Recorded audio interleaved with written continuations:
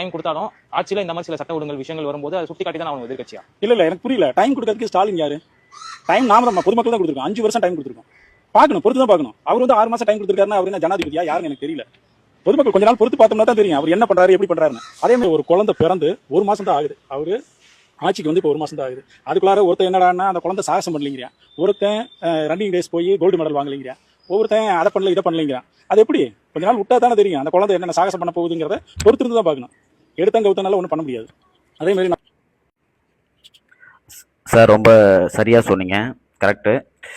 அதாவது டைம் கொடுக்க டிஎம்கே யார்? நானும் அதான் கேட்குறேன். நீங்கள் யார் டைம் கொடுக்க சிஎம்முக்கு?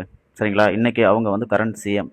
அவங்களுக்கு டைம் கொடுக்க நீங்கள் யார்? மக்கள் தான் கொடுக்கணும் டைம். சரியா, மக்களால் தேர்ந்தெடுக்கப்பட்டவர், மக்களால் ஓட்டு போடப்பட்டு முதல்வர் ஆகப்பட்டவர். சரிங்களா, ஸோ அதனால் மக்கள் தான் டைம் கொடுக்கணும். நீங்கள் ஒன்றும் டைம் கொடுக்க ஆள் கிடையாது. நீங்கள் ஒன்றும் சொன்ன மாதிரி நீங்கள் ஒன்றும் ஜனாதிபதி கிடையாது.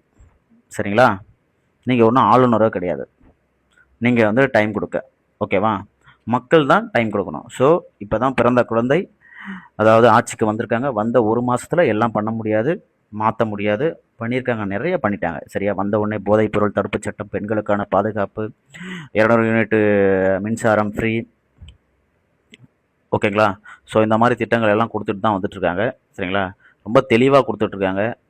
அதெல்லாம் பார்க்கும்போது நீங்களே இவ்வளோ தூரம் பண்ணலை, ஏன் உதயநிதி ஸ்டாலின் அவர்கள் வந்து சொல்லலையா? நாங்கள் வந்து 120 நாள் தான் ஆகுது, அதுக்குள்ளே எங்களால் எதுவும் பண்ண முடியாது, எங்களுக்கு இன்னும் கொஞ்சம் கால அவகாசம் கொடுங்கன்னு சொல்லலையா?